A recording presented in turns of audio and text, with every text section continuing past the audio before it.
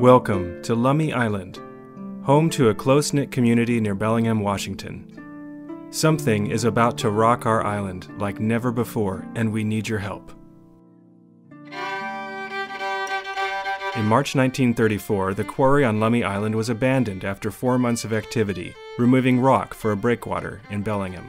For the next 30 years, the natural vegetation and trees grew back. Next door, in 1959, development of the Scenic Estates community began. This community would become the largest concentration of residents on Lummi Island, about 25% of the population. In 1964, a small quarry was reopened on this site. Small-scale surface mining followed. But since 2004, Aggregates West Lummi Rock LLC has significantly expanded their operational capacity and has consumed most of the 20-acre mineral resource land currently allowed for mining. In 2007, 2008, 2009, and 2010, in just 6 years, Lummi Rock LLC has aggressively mined almost as much rock as did the previous owners in 40 years. Now the quarry operators want more. Lummi Rock LLC wants to expand into another 27.5 acres, a 137% expansion into the flank of Lummi Mountain. This is the problem. A densely populated residential community lives here. Sensitive and threatened species live here. And the Whatcom County community views and enjoys the scenic shoreline. Have the quarry operators shown that they can mine responsibly? Is this the best use of this land? And how will this affect our community? Some of the most valuable real estate in Whatcom County looks across at Lummi Island and the quarry. The expansion will result in an exposed rock face almost 400 feet high and permanently scar the scenic vista of Lummi Island. From Bellingham, from Chuckanut Drive, from Edgemoor, from the Gooseberry Point Ferry Dock, and from the Bellingham Yacht Club's way station in Anati Bay on Lummi Island. It's going to create this amphitheater, which is then going to send the sound, increase sound level throughout the island, throughout Scenic Estates. It's going to have a huge impact. All it takes is a short walk in the woods, just a quarter-mile away from my house, and you can see where they have totally devastated the environment. Incredibly, Lummi Rock LLC claims that this proposed expansion is environmentally friendly, with no impact on fish and wildlife critical areas habitat, no proximity to watercourses, and little or no impact on aquifers and wetlands, and will not be located in a geologically hazardous area. These are the actual facts. The quarry is surrounded by sensitive habitats, including a 661-acre Department of Natural Resources conservation area, an 800-acre Washington Department of Fish and Wildlife Natural Area Preserve, and protected peregrine falcon refuge, a Lummi Island Heritage Trust 80-acre Natural Area Preserve, and an additional 218 acres under conservation easement. The entire marine area, including the shoreline, has been identified as significant salmon habitat for threatened species by the National Oceanic and Atmospheric Administration Fisheries Service. Critical Areas Ordinance wetlands are immediately adjacent to the expansion area. The entire shoreline of Hale Passage has been identified as a nesting area of importance and vulnerability for sensitive bird species, including the bald eagle. Federal, state, and county agencies and regional organizations have realized the value of this area. Similar habitats that exist in the expansion area will be destroyed. So what about the mountain? Is this geologically hazardous? We're facing the situation here at Lummi Island that by expanding the quarry, by increasing this face that has been cut, we enhance the problem of slope stability. Now the situation on Lummi Island is such that these rocks are no longer flat-lying, but have been tilted up. They tilt up and basically are inclined something like 40, maybe even 45, 46 degrees.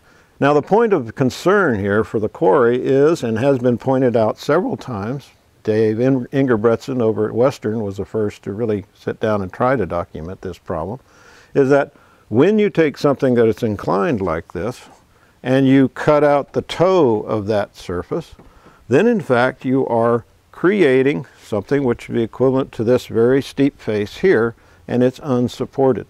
The only thing holding those layers in place is in fact the friction between the shale and the sandstone layers. So now what you're faced with is the fact that anything that disturbs that friction on that surface will enhance the notion that these two things will slide. Geologist Al Hanners reported this to the Whatcom County Planning Department in 1996. He stated, "Enlargement of the Lummi Island quarry could endanger lives and property as the result of a massive landslide. The layers of shell are the weak places along which sliding would take place, particularly if they were lubricated by water from heavy rains, and especially if shook by an earthquake. The larger the quarry, the more likely a slide with or without an earthquake. Dave Ingebretson thinks the landslide would reach saltwater, and I agree."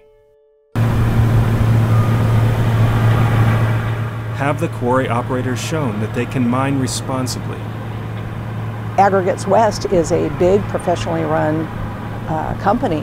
They have a handful of mines in Whatcom County or Western Washington, but when they get caught out of compliance, incredibly, they claim ignorance of the process. Last year, in April, a routine compliance visit by an inspector found another crusher with no permit. But what I didn't know was that the first one didn't have a permit, and they were increasing their capacity to 800 tons per hour, crushing, which is phenomenal, and had not got a permit for it. So she served them a violation, and then a couple of months later served them with a penalty. So once again, here was an after-the-fact permit. Lummi Rock uses water for dust suppression, but they don't have a water right permit. The Department of Ecology inspector came out to do an inspection at the quarry and noticed their water collection setup. In her letter, she stated that if they were cited for this, they would have to immediately cease unpermitted water collection, and that there would be a fine. There could be a fine of up to $5,000 per day. And to me, that this was just stunning by my calculations. If the Department of Ecology were to follow through with enforcement and levy a fine, dating back to the date of their August 2007 letter, Lummi Rock would owe the state of Washington more than $8 million. During a time when the state is desperately in need of money, it's just stunning to me that they don't enforce these things. In 2011, the quarry, Lummi Rock, finally applied for a water right permit. It hasn't been finalized, and they continue to collect water at the same place in the same manner without a permit during this application time frame. So.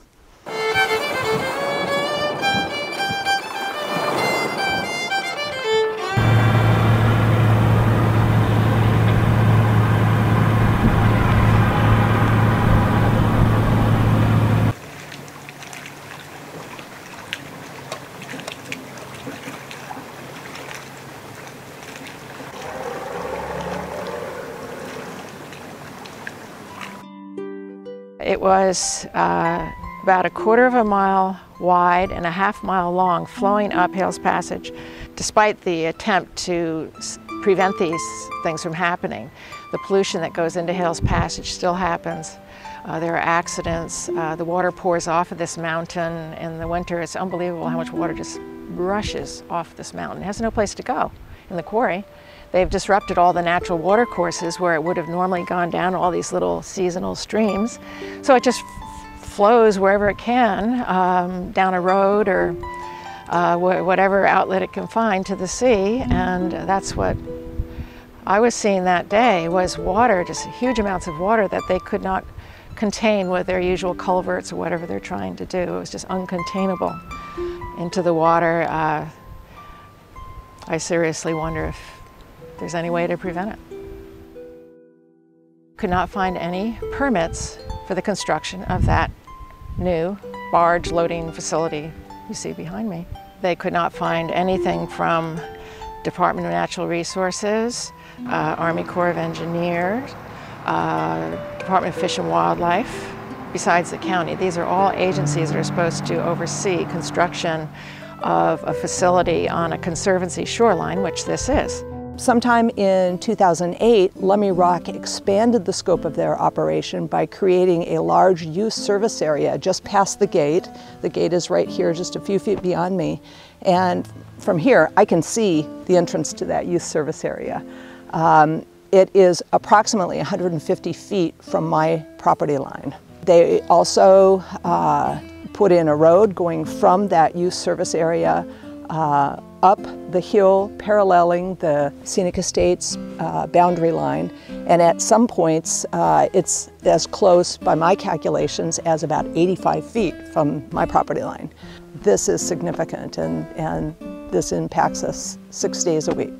The county geologist came out, inspected, and wrote a boundary violation letter to the quarry in December of 2010.